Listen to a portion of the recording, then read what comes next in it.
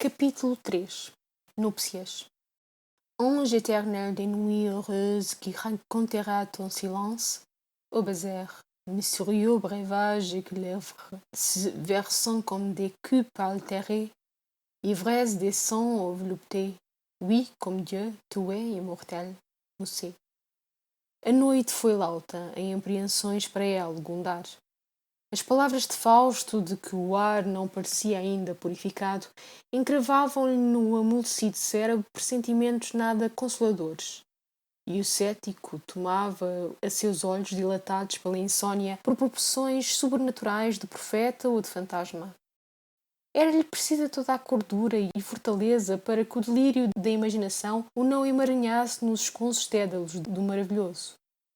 Em sendo dia, por tal forma o assaltou a hipocondria que, aborrecido do seu Éden solitário, se foi em busca das estimulantes distrações da cidade.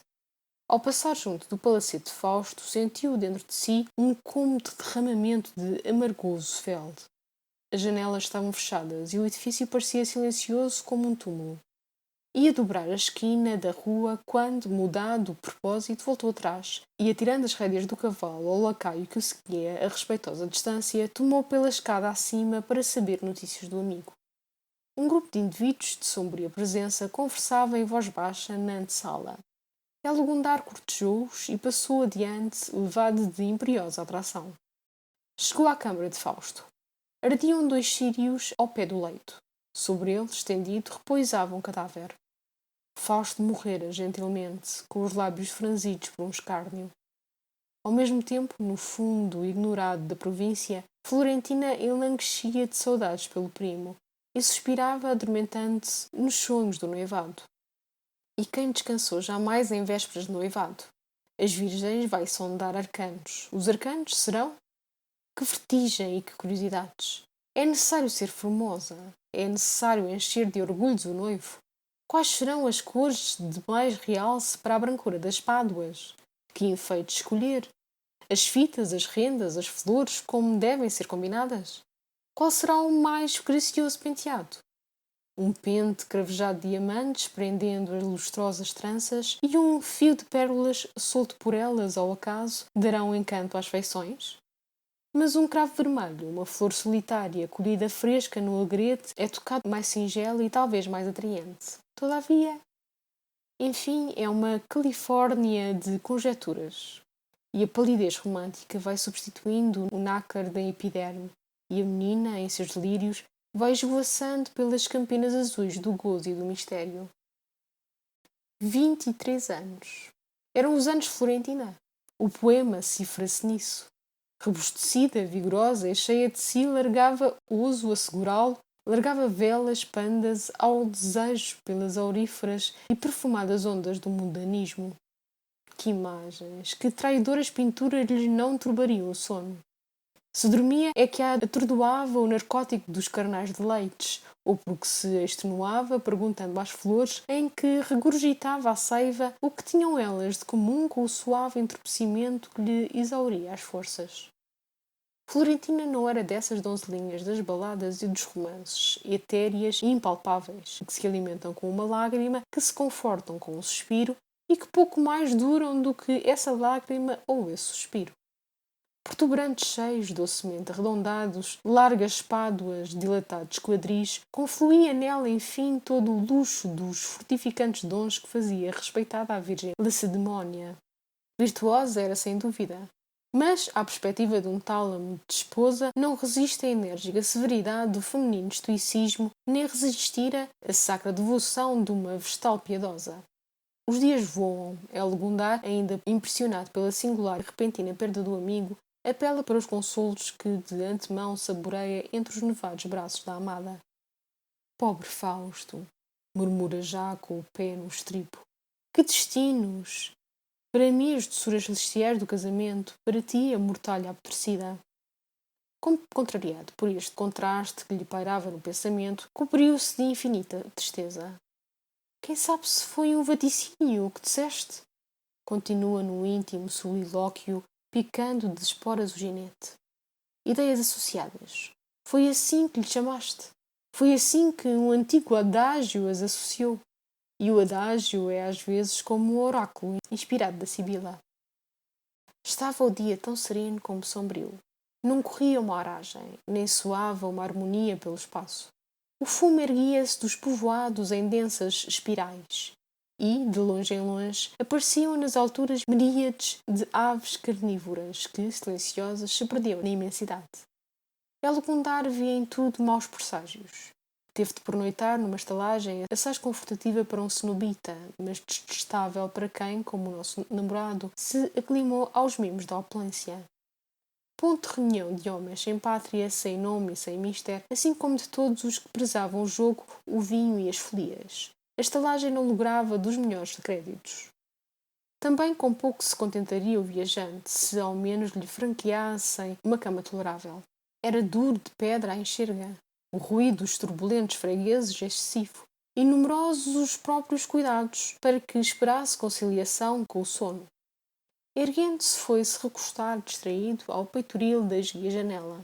Alguns alegres magotes de aldeões se apinhoavam no terreiro em volta de um pobre músico ambulante.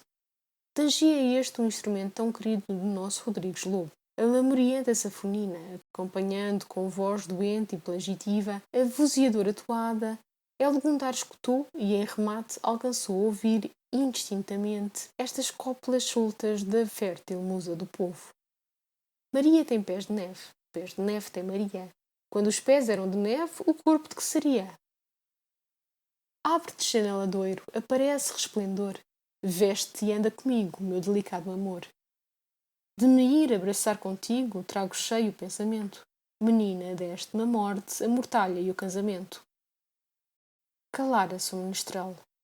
E ainda as últimas notas gemem moribundas, Elgundar fecha com precipitação a janela e retira-se mais crente que nunca em maus agouros. O resto da viagem correu sem incidentes. Amanhece afinal o grande dia. As aldeanas, já entrajadas em suas vestes festivas, apressam-se a ir aos montes e aos cerrados fazer provisão de flores. Em continente são levantados arcos muito bem enfeitados no caminho que, da casa de Elgundar, dá para a igreja. O chão está tapizado de ervas cheirosas e de esmaltadas pétalas. E em seus postos de observação curiosa trebelham multidões de homens, mulheres e crianças. Mas embalde esperam. Os noivos não vêm. Passou toda a manhã, vai passando a tarde, e eles sem chegar. Elgundar não se comprazia com dar em espetáculo a sua felicidade. Os olhos de indiferentes que encaram com frieza a poesia do casamento, ou de maneira muito positiva, porque não compreendem.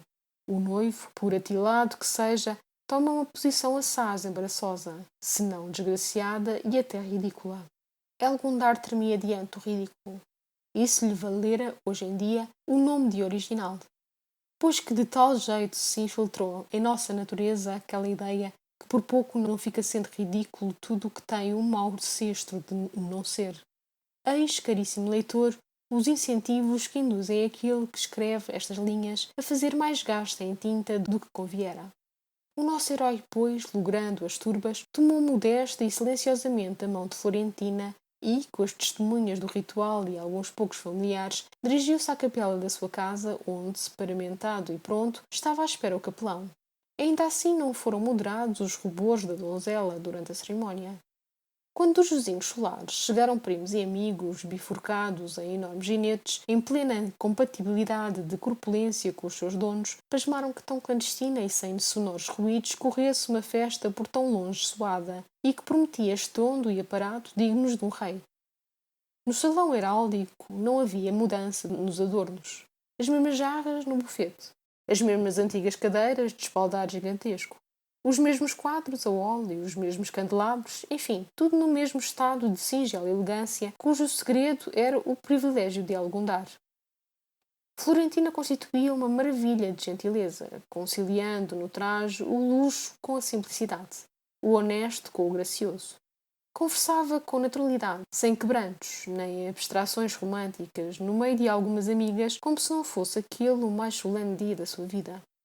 A certa distância, Elgundar, com o invariável e despretensioso primor nas vestes que fazia o desespero dos leões da época, discorria em coisas sérias com o capelão. velho letrado e mais que muito entendido em coisas do céu e da terra. Os primos admiram sobretudo que tão reduzida, tranquila e familiar seja a companhia. Esperavam cair de chofre na mansão dos delírios, em que não houvesse meio termo entre os harmoniosos estrépitos da música e o retinir dos cristais e o turbilhão fascinador das danças. Ignoravam que o amor íntimo, sentido profundo, depurado da ostentação e da vaidade, que são a alma de muitos sentimentos, que também chamam amor, prefere a obscuridade e o silêncio às pompas ruidosas das grandes festas. Iguarias de um opíparo banquete postas na mesa esperam os convidados. Elgundar desafia-os a segui-lo. São estes pouco numerosos, mas valem por muitos, se os julgamos pela pureza de sangue, pela distinção do porte e fidalguia de caráter. É sociedade escolhida. Todos estão comodamente como em família. As meninas lançam vistas dissimuladas a Elgundar que, noutra ocasião, deveram apunhalá-lo. Valiam por feixes de setas, não sei se amorosas, se de raiva ambígua. Os moços, fitando Florentina, fitavam pensativos, como a suspirar por um semelhante consórcio. Fala-se com frouxeza, mas todas as almas transbordam gozos secretos. Os brindes são desataviados e sinceros. Os copos voltam vazios à mesa e os manjares sucedem-se em renovada baixela. É noite. Serena e límpida surge a lua por detrás das serras. O gosto das expansões começa a animar os convivas. Elgundar está em pé, e levantando o copo em que referve a espuma de generoso porto, corresponde a um brinde em termos de brilhante eloquência. Um brado de aplauso geral lhe abafa as palavras. Flutuam erguidas as taças e vão os lábios perfumando-os. Mas Elgundar permanece imóvel, hirto, petrificado. O vinho entornara-se na mesa e o copo caíra-lhe da mão. Encaram-no com assombro. Parece surpreendido de paralisia súbita. Os olhos, como dilatados por desconhecido terror, têm-nos presos na janela fronteira. As damas estão consternadas, os homens indecisos. Voltam-se todos procurando a causa do incidente. Na vidraça que deita para os campos, desenha-se uma pálida figura que logo desaparece. Então Elgundar, como quebrada à fascinação, murmura caindo prostrado na cadeira. Fausto! Tinha jurado que havia de vir. Seguiu-se equívoco silêncio. Depois ressoam passos no fim das salas, ressoam cadentes, medidos, sonoros, cada vez mais próximos. Ergue-se o reposteiro. É ele! Clama Elgundar fora de si. Um homem se adianta. Tinha prometido vir ao teu noivado, Gundar, diz o recém-chegado com esquisita acentuação estrangeira. Eis-me aqui. Elgundar, mais tranquilizado, acolhe-o a primor. Este novo personagem era Dom Pablo, catalão de origem pouco averiguada. Aventureiro e gentil, associara-se à família dos Gundares por um casamento infeliz. Matara de desgostos e maus-tratos a esposa, e agora vivia dos destroços de uma ópima herança que dela lhe ficara. Não lhe era muito afeiçoado Elgundar, mas razões de parentesco opunham-se a que inteiramente se afastasse dele. Só esta noite deu o mancebo pela paridade infinita que havia entre Dom Pablo e Fausto.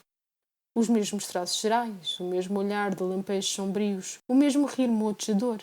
Ambos excêntricos, ambos com lacunas na sua história, ambos descrentes, desdenhosos, insondáveis como um abismo sem fim. O contentamento renasce.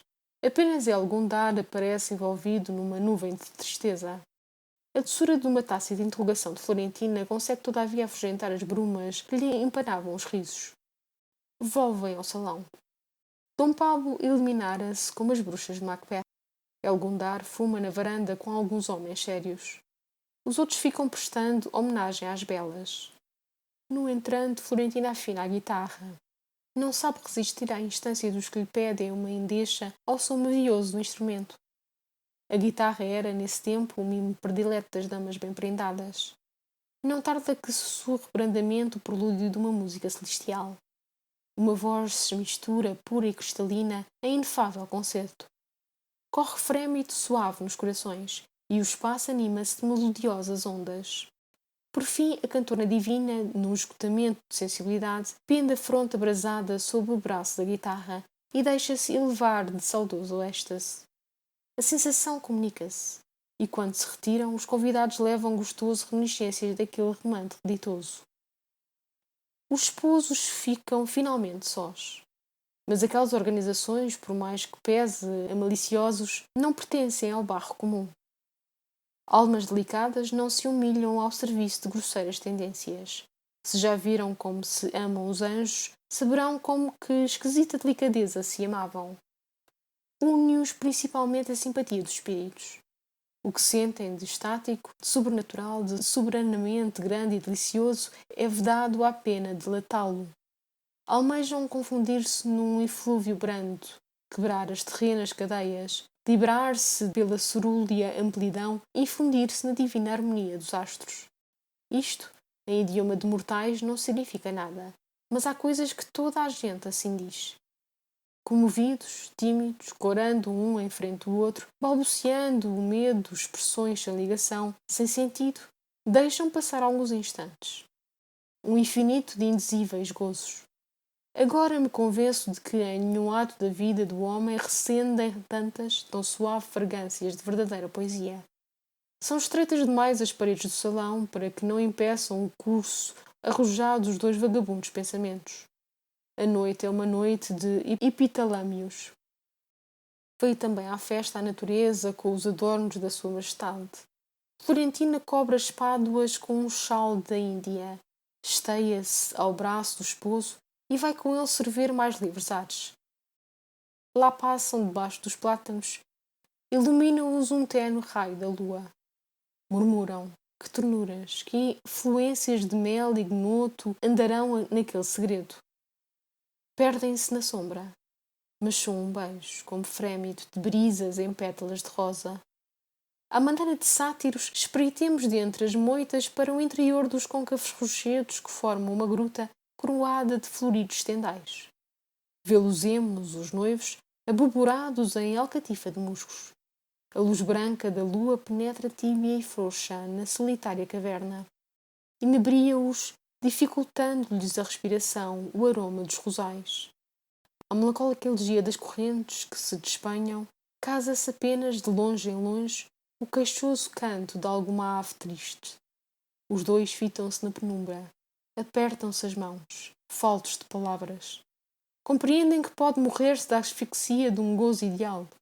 Ainda um pensamento grosseiro os não manchou. Porém, a embriaguez recrudesce. Languecem os sentimentos em indefinido torpor. Inclinam-se as frontes, encontram-se os lábios e colam-se num segundo beijo, num beijo úmido, viscoso e ardente. A carne triunfa. Florentina oscila, esvai-se-lhe a luz, cerram-se as pálpebras enfraquecidas e deixa pender a cabeça para o seio do esposo, desprendendo um suspiro longo como um derradeiro suspiro. O delírio apossa-se de algum dar. Nesse instante ergue-se ali um lamento fúnebre, um gemido lamentável que vai ferir nas nuvens. Levantam-se apavorados os esposos e logo divisam sobre o rochedo um enlutado vulter de Níger. De orelhas pendentes e focinho aprumado, o pobre cão atroa o espaço com uivos prolongados. Florentina, verdadeiramente contrariada, toma veloz a direção da casa. Elgundar segue-a de perto. Entram na misteriosa câmara, cuja porta se fecha após eles com estrondo. Então a dama enrosca-se no esposo com exaltação felina e raivosa de amor, crava-lhe na face os dentes vorazes.